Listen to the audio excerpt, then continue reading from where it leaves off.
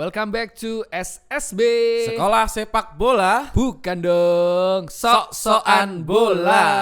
Ini kita sudah sampai ke tahap semifinal, bro. Yes, betul. Jadi kita akan membahas 8 besar dan juga semifinal yang akan berjalan nantinya. Betul. Kan. Kita Ini review 8 dari besar.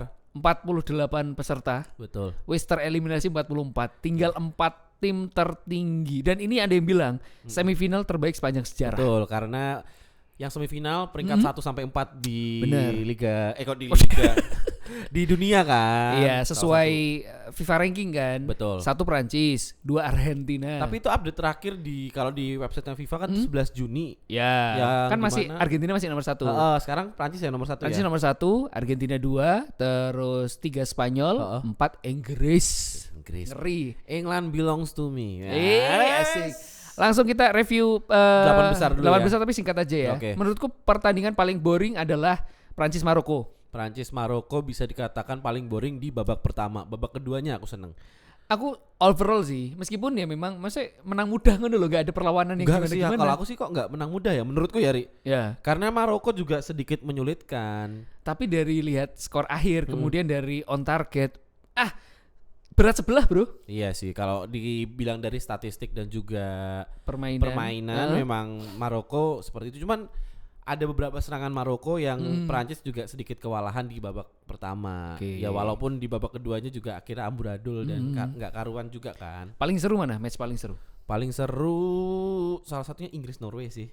Inggris Norway. Kalau- Sebenarnya Argentina. Argentina. Aku nggak ini. mm, Mungkin gini, Ri, sebelum kita ngobrolin lebih jauh ya, aku minta dijelaskan dong pertandingan Argentina dan juga Swiss. kemarin karena nggak kita nonton kan live, kita kan live ini kan live reaction. Heeh. Saya nonton live. Turu. Karena aku udah capek banget dan Dia udah- kamu tahu aku Kenapa? nggak tidur itu Iya, iya, iya. karena ada partnerku yang datangnya tepat waktu. Yes. Mulai jam 4 seperempat baru nyampe. Itu aku langsung Ya berarti kita bagi tugas ya. Yes, Kamu banyak yang Tapi kan Inggris, aku juga nonton Norway. kan. Aku nonton Argentina. Oh, ini terlepas dari aku emang fans Argentina, tapi secara pertandingan, secara seru, aku melihat Argentina lawan Swiss ini yang paling seru versiku ya. Karena mereka sampai perpanjangan waktu baru di menit 111 kalau nggak salah, itu baru Julian Alvarez 2-1. Anakmu ya? Anakku, ye, tidak sia-sia. Terus Apa yang terjadi di pertandingan itu, Ri?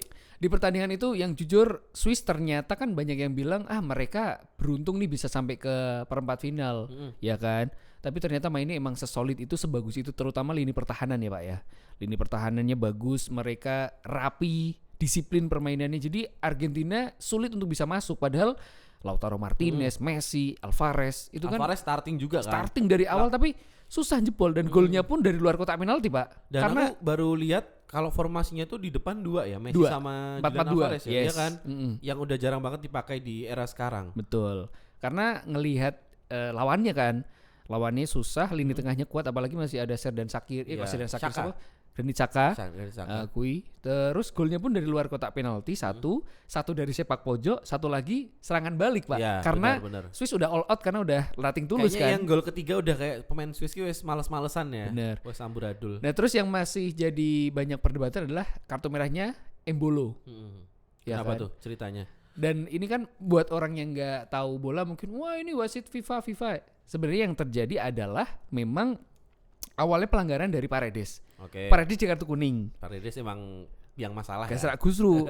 Tapi setelah dicek VAR, ternyata Paredes tuh nggak ngapa-ngapain Pak. Oke. Tapi Embolo yang Iya kakinya. nyantol aku ke lihat- kakinya. Aku lihat Jadi di kan highlightnya. memang kalau diving memang kartu kuning kan, yang diving sengaja gitu untuk mencari pelanggaran itu memang kartu kuning. Jadi makanya kalau Dia fans kartu kuning kedua ya berarti. kartu kuning kedua. Nah, kalau fans yang ngerti bola, dia memang maki-makinya bukan maki-maki wasit tapi maki-maki Embolo. Kenapa kamu udah tahu kartu kuning melakukan hal yang bodoh? Karena Iya benar-benar. maksudnya nek jatuh aja nggak usah nyantol ke kaki gitu loh. Yang ini kan dia padahal itu bukan momen yang agresif atau juga momen penting yang dimana harus diselamatkan kan. Itu di Dia- tengah lapangan, Pak. Makanya kecuali di kotak penalti masih Iya. make sense lah kalau misalkan dia mau cari momen seperti itu. Cuman aku lihat walaupun nggak nonton ya, nonton highlightnya kayak, waduh ini ngopo sih? Masih maksudnya di tahun 2026 masih ada meneymarkan dirinya. Bener, diving dan konyol banget Pak di Iya. era VAR. Iya makanya. Dan VAR sekarang udah sampai mana-mana kan, Canggih. udah canggih juga. Akhirnya banyak fans yang bilang, wah Embolo ini fansnya Messi nih. Maksudnya kayak itu momennya Swiss lagi bagus, lagi setelah dapat gol penyama, Iya. mereka jauh Di menit lebih berani. 60-an ya? Terus tiba-tiba konyol banget diving di tengah lapangan, terus kayak dan kamu udah kartu kuning Itu gitu loh. menit 69-68an kan. Kayaknya iya. Kenapa Argentina tidak bisa memanfaatkan momen Unggul kalau- pemain. unggul pemain. Karena setelah Embolo ini pemain depan Pak. Oh, oke. Jadi mungkin Swiss agak tumpul aja, tapi untuk tim tengah ke belakang solidnya luar biasa. Solidnya dalam arti itu negatif football, bertahan atau memang Yes. rapat? Oh gitu. Negatif football dan rapat dan disiplin. Oke. Jadi kalau akhirnya Messi dia main agak ke belakang kan. Ini akhirnya Messi versi 10 tahun yang lalu keluar Pak. Dia dribbling sampai segitunya Messi. Oh, saya ada momen ngototnya. yang Messi mengulangi era prime-nya nyuntik bola lagi ya itu ya? Iya, benar. Ya kan, yang akhirnya juga masih ketangkep kipernya kan. Dan luar biasa. Pertahanannya emang aku akuin disiplin. Bahkan akhirnya golnya Alvarez pun harus dari luar kotak penalti Iya, karena iya. untuk Flashing-nya pemain kan. masuk ke dalam itu nggak bisa.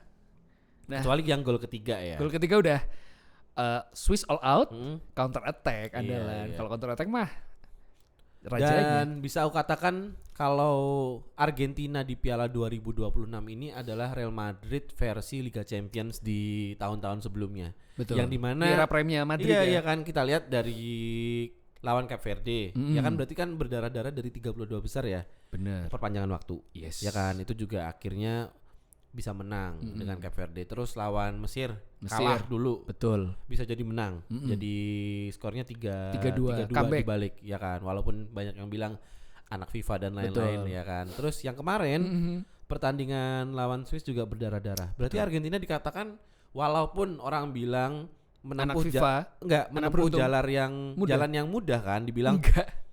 Grupnya Argentina sebelah sini tuh memudahkan Argentina banget untuk bisa lolos ke babak selanjutnya. Tapi setelah kita lihat perjuangan Argentina lumayan berat kan. Karena nggak tahu kenapa ya, tim yang sebenarnya harusnya mudah Iya dikalahin. benar-benar setuju. Tapi tiba-tiba kipernya jadi prime Neuer. Fozinya. Posisinya. Coba kalau itu kipernya underperform ya. Yes. 5-0 itu, Pak. Aku nggak tahu kipernya Swiss kemarin keren nggak? Kipernya Swiss kan Kobel, Pak. Kobel tuh kipernya Dortmund. Oh iya. Iya. Oh Itu oke kiper- oke. Maksudnya kiper yang oke lah. Maksudnya secara performa juga. Dan tiba-tiba ketika melawan Argentina semua kiper jadi prime semua. Bono, ya kan? Bono nggak ngelawan. Bono lawan Prancis. Oh iya deh ngelawan Prancis, Lawan Maroko. Prancis. Si ini yang 16 besar pas lawan mana berarti Mesir. Mesir. Mesir juga kiper. Mesir kipernya Wah, keren. Tak aku nih keren banget kipernya. Itu kalau kipernya mesti lagi nggak on fire, bisa kalah mudah itu kan. Iya benar-benar. Dan bahkan ada yang bilang 2026 ini adalah tahunnya kiper-kiper. Siapa aja? Ya, Fozinya, terus Bono, terus kiper Mesir, kipernya Iran kemarin yang Iya. bikin 9 save kalau nggak salah. Terus Kobel ini, terus sempat kipernya Paraguay, siapa itu? Pokoknya banyak yang Eranya kiper lah ya. Jadi terus kipernya Norway. Norwegia ya Siapa namanya? Yang gondrong itu Nilan. lah. Pokoknya Dia padahal itulah. nggak punya klub loh sekarang. Oh iya, Heeh, nganggur. nganggur sekarang. Oh, oke.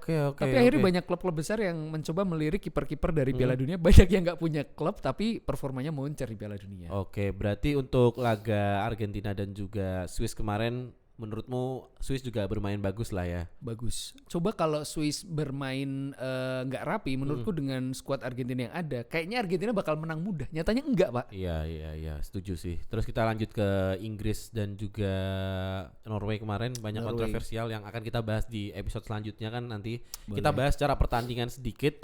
Gimana tuh? Kamu sebagai fans Inggris puas nggak dengan Nggak. performa Inggris Jelek. sekelas quarter final kayak gitu Iya, ya? makanya maksudnya kayak ini andai kata kemarin ketemu Prancis atau Spanyol udah diobok-obok kayaknya. Maksudnya kayak kenapa ya mereka tuh nggak bisa solid gitu loh permainannya. Dan untungnya aku nonton selama aku nonton ya, untungnya Inggris bisa lolos itu memanfaatkan individunya Jude Bellingham doang. Iya. Tapi Gol-golnya secara- kan dari Jude Bellingham semua kan. Secara kolektif menurutku kurang. Ini ketemu Argentina yang solid banget, bahaya banget sih. Dan aku nggak tahu ya beberapa laga mungkin pada setuju apa enggak. Norwegia di babak pertama selalu bermain aja atau juga buruk. Kayaknya nyimpen tenaga Nyimpen nggak sih? tenaga Kayaknya mungkin. kayaknya.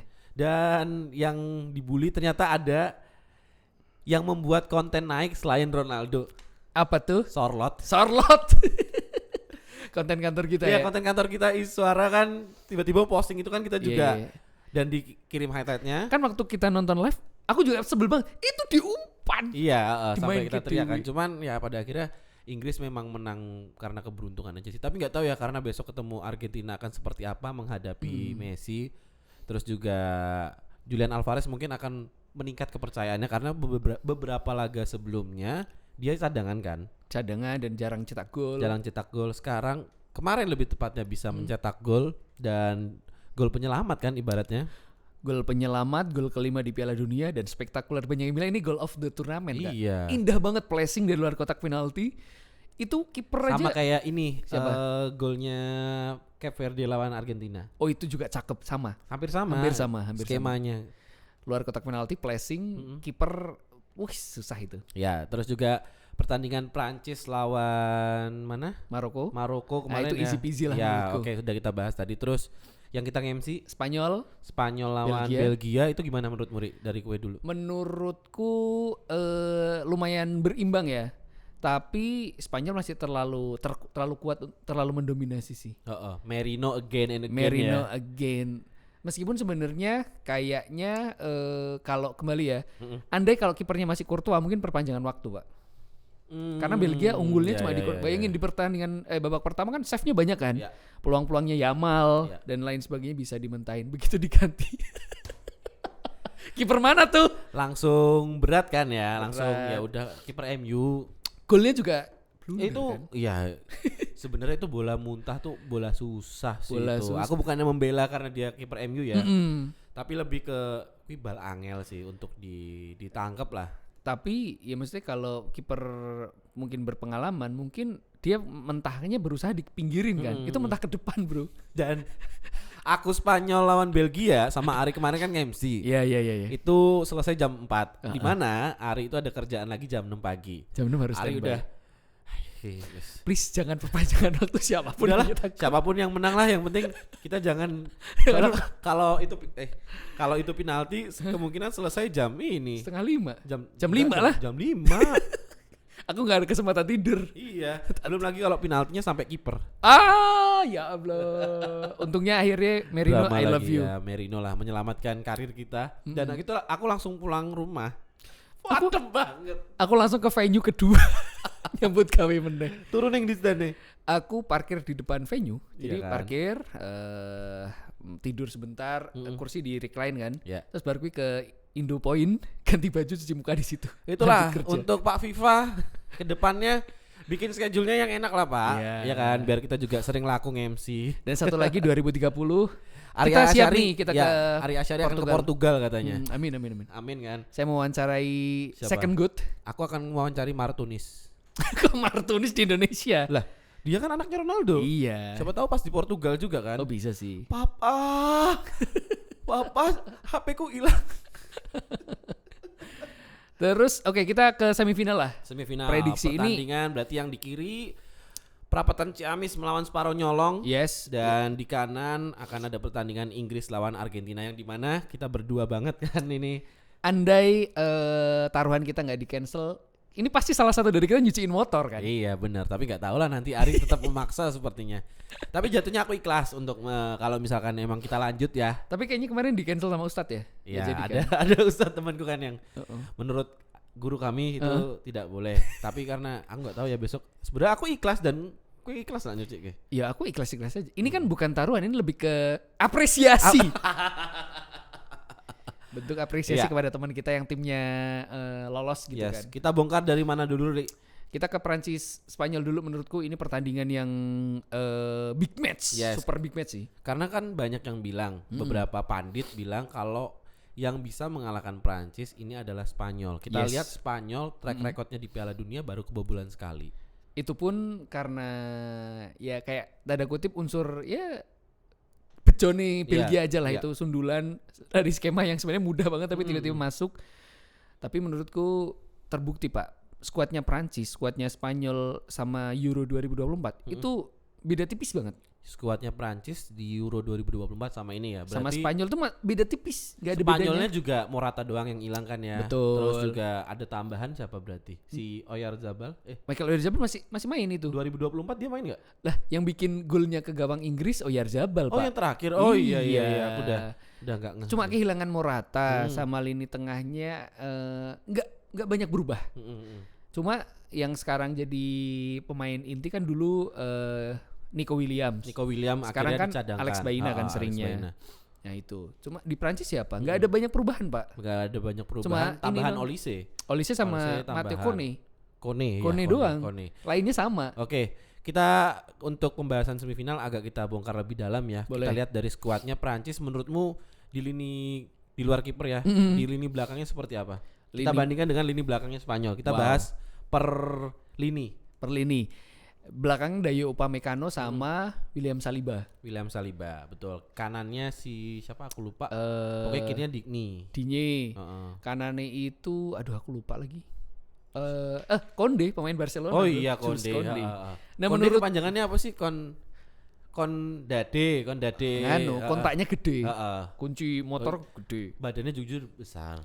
Iya, rambutnya juga keriting kan. Aku kalau misalkan PS, bek kanannya Konde. Aman. lumayan itu.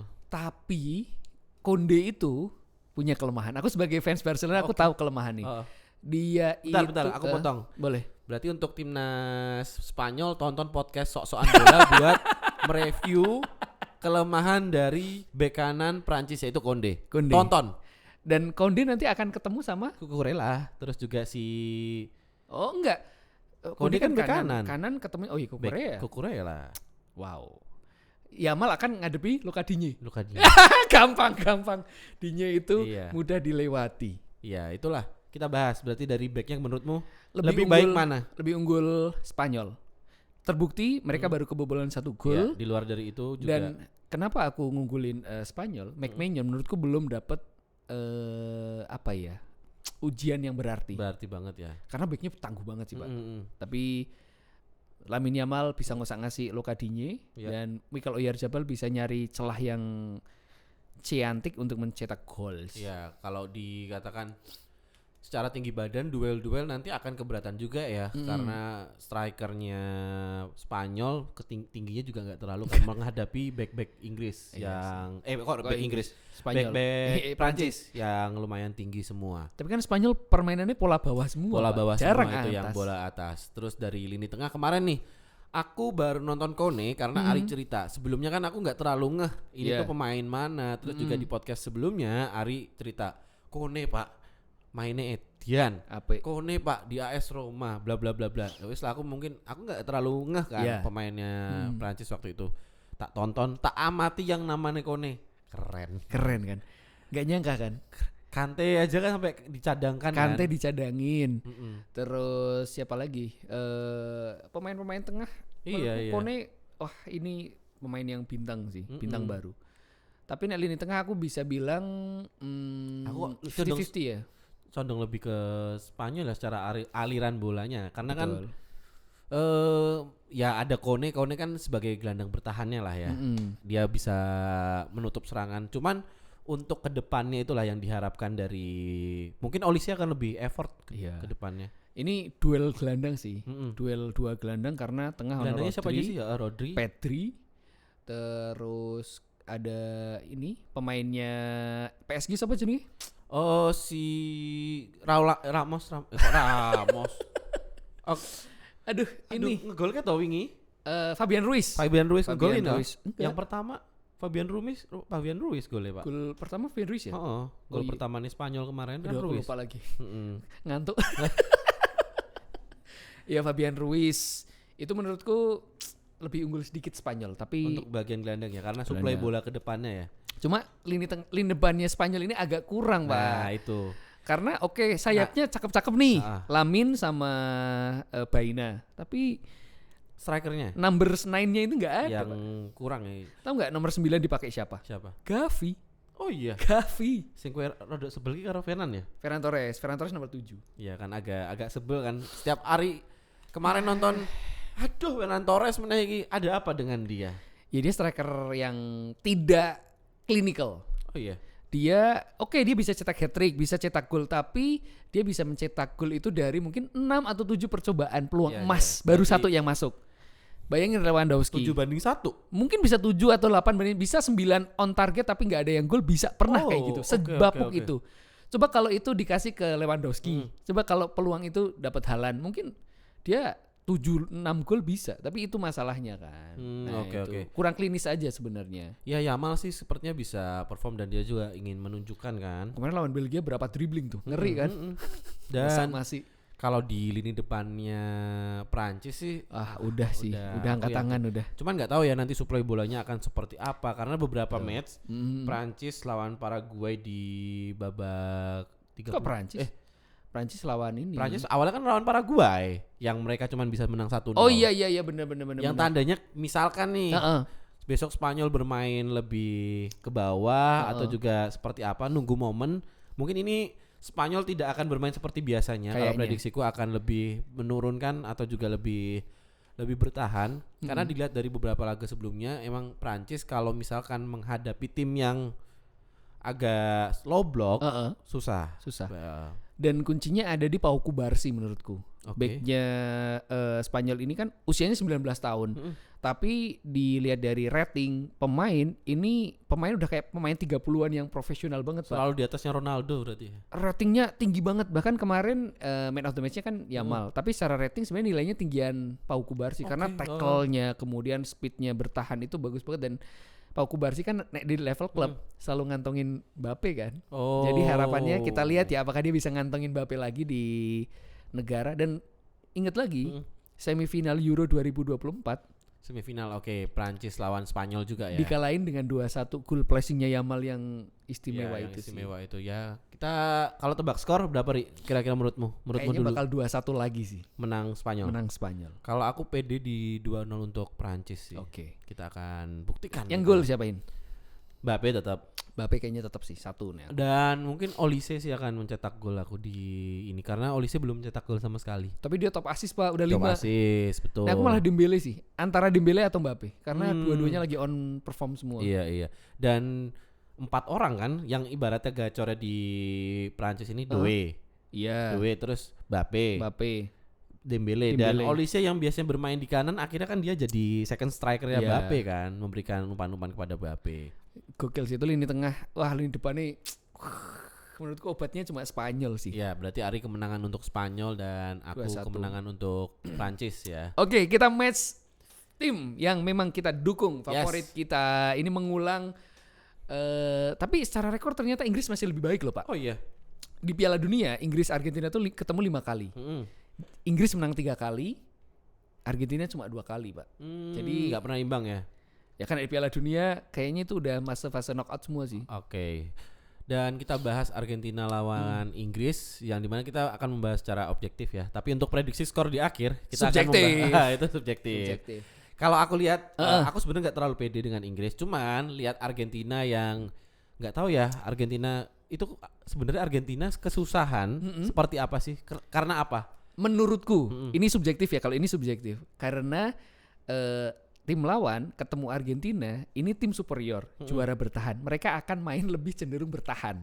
Dan nothing tulus juga kan. Ya wes, kalau aku kalah sama Argentina it's okay kan. Oke. Dan menurutku itu mereka selalu akhirnya low block dan mereka coba lihat golnya Prancis, golnya Cape Verde semuanya tuh tanda kutip serangan balik.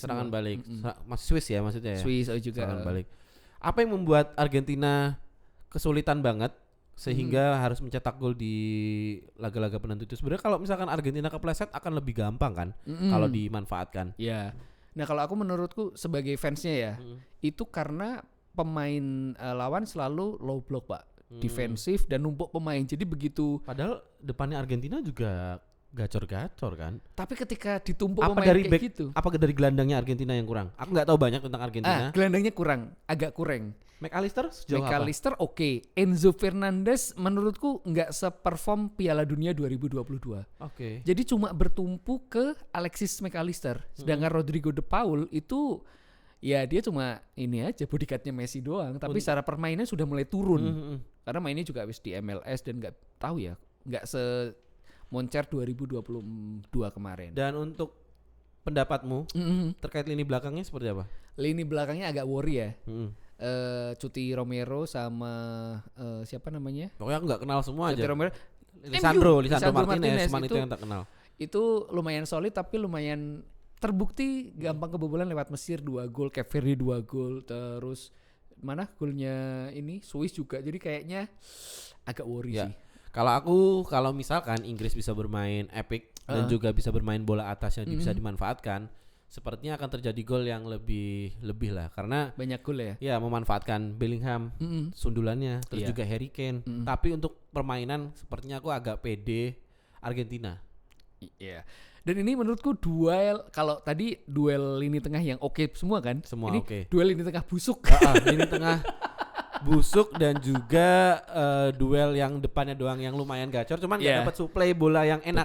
Betul. Siapa Pak aku kalau ngomong Inggris ya Anderson doang dan kemarin juga tak penampilannya kurang sih kalau. Declan Rice juga underperform kemarin kan? Iya karena langsung di diganti babak- bahkan di babak kan? kedua langsung diganti dan Madueke apaan offset weh. Tapi beruntungnya Argentina Pak, ketika lini tengahnya tidak bisa membuat umpan-umpan jenius, Messi main ke tengah dia jadi playmaker. Iya Iya kan? itu yang aku. Nah, kalau Messi bisa mundur ke tengah, ke depannya tuh masih ada si Lautaro Martinez atau juga si Julian Alvarez. Tapi Inggris, nih si Harry Kane tuh mainnya sering banget ke belakang gitu loh. Nah, nggak ada orang di depannya sehingga seperti itu loh yang aku akan perbedaan antara Argentina dan juga Inggris. Dan ini obrolan kita kemarin di pas live reaction ya, bahwa menurutku pribadiku ada satu kesalahan ketika Tuchel, bukan kesalahan sih, agak kecewa Tuchel nggak bawa antara Phil Foden atau Cole Palmer. Cole Palmer. Ya. Pemain yang bisa menjadi pembeda, pemain yang bisa apa ya tiba-tiba jadi kejutan aja. Kan Noni Madueke terus siapa? Siapa meneh? Saka terus siapa lagi? Harry Kane Harry Kane oke lah. Harry Kane terus juga di kirinya itu Siapa sih namanya? Sampai enggak. Aku sampai Itulah lupa. pokoknya kayak pemain yang nggak bisa Sayap menjadi kirinya. pembeda sih. Dan kemarin juga bermainnya bertahan kan si De Bruyne Ya. main terus juga Reece James gantiin siapa itu? Yes. Sampai Reece James yang bek kanan bisa gantiin itu kan kemarin bermain bertahan lawan Norwegia. Betul. Tapi sebagai penutup juga ya. Ini kita tebak-tebakan skor di akhir. Oke. Jadi dalam hitungan dari 1 2 3 ya, Ri. 1, 2, 3. Aku dan Ari akan menyebutkan skor masing-masing sebagai penutup pertandingan Argentina melawan Inggris di semifinal Piala Dunia 2026. Kita mulai dari hitungan 1 2 3 3-1. 3-1 untuk Inggris ya aku 3-1 ya. untuk Argentina lah. Oke. Terima Messi kasih. 2 gol, Alvarez 1 gol, Harry Kane 1 gol. Aku Messi 1 gol, terus juga Bellingham 2 gol, Harry Kane 1 gol. Oke, sampai jumpa di episode selanjutnya.